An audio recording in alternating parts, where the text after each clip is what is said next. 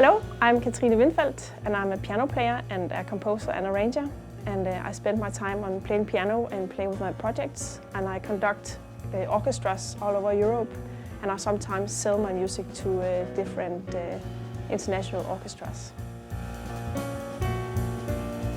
My mom did play the piano and my aunt played the piano. And my music is very much based on rhythms and on sophisticated harmonies. So for me, the piano is the perfect instrument to do what I want to do. I also used to sing, and I love the performative part of singing, but after a while I found out I belong to the engine of an orchestra. I love to color the music and I love to make some polyrhythmic stuff, so the piano totally speaks to me. It's very different. Sometimes I have a commission, I have a deadline with a work I have to deliver, and then I have to think a lot about the concept and stuff like that. But when I sit down by the piano, it's very intuitive. I just try to come up with some stuff that feels great physically, and also like something that somehow has a vibe, and it's very hard to describe when it happens. And I think it's very important for me that my music is interesting. So it cannot only be feelings and emotions and beautiful stuff and relaxing music. I'm not into that. I want to write some super powerful stuff, some edgy grooves and some desperate moments, because it's like my music should also mirror the world and all the cruelty we are living with. So if I only made some smooth, nice sounding music, I would not be honest to how I view the world and my own life. My life and the world is full of contrasts and full of pain and full of laughter and excitement. So at least it's super important for me that my music is sparkling and colorful and with a lot of temperament. And then I think a lot about architecture. I've studied a lot of theory, so I know how music fits together, but there's also a lot of magic in it, something you can't explain. But when I write a big band score, for instance, I'm very aware about the balance and the architecture of the piece, so that everything is in perfect balance. I just composed a lot of stuff for Aalborg Symphony Orchestra. They were 64 musicians on stage, so that was the first time I heard my music for such a big orchestra, so that was great. In the creative process, I am also fueled by the excitement about looking forward to hearing it in real life. Oh, it's hard to tell. I have listened to a lot of different music, but I don't have one specific soundtrack. I grew up in a family with a lot of creativity and art and music, but never jazz. I'm primarily a jazz musician now, and I belong to the Jazz Society, even though I have a very broad taste. But as a child, I grew up with classical music and rock and pop music. So I have a very broad taste, actually. I love a lot of different stuff. But the reason why I've become a jazz musician is that I can't live without the improvisation. I think it's too boring if you have a piece and then it should sound almost like that all the time. So the feeling of you being totally in the moment and you create something unique in front of an audience every night you play a concert, that's so fantastic. So the improvisation part is the reason why I couldn't be a classical music or a pop or rock musician. I love to listen to these genres, but I'm definitely a jazz musician by heart.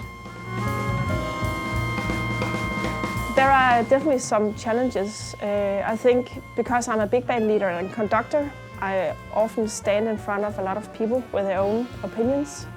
So I think, of course, musically, I have a lot of self-criticism and very high ambitions. So I can be very ambitious and be cruel to myself, tough to myself, or what you say. It's like, so of course I have high ambitions, and it comes with a lot of frustrations and stuff like that.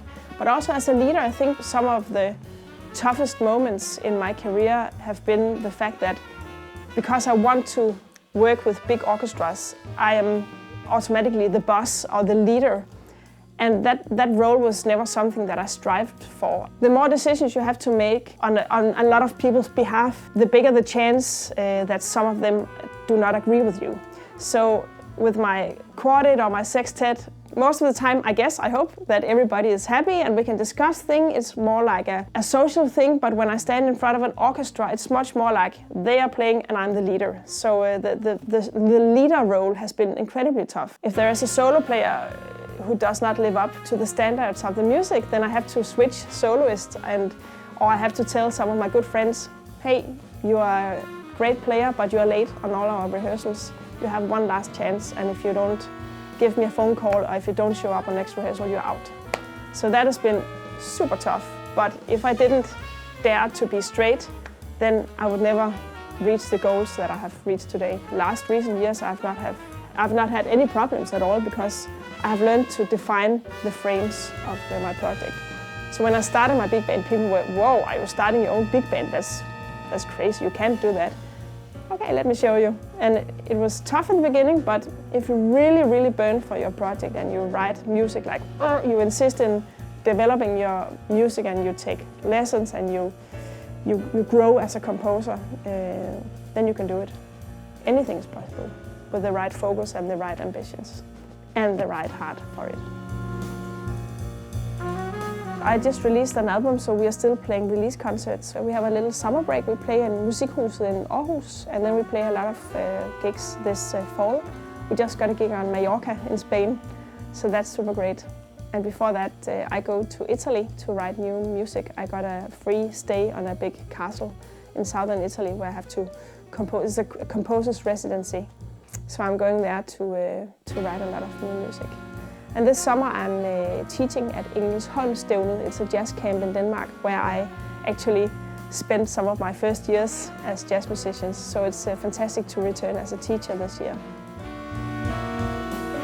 When you work a lot on your own, as I do, I have to sit down and compose incredible amounts of music and I have to practice a lot. Then it's great to have a place where there are other fellow musicians that you can chat with.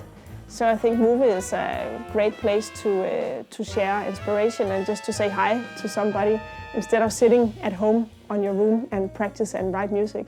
So for me it's a great place to go as a freelance musician. So I think the social part of it and also the facilities here are really perfect for me. And it's placed very central in Copenhagen, so that's also a great benefit.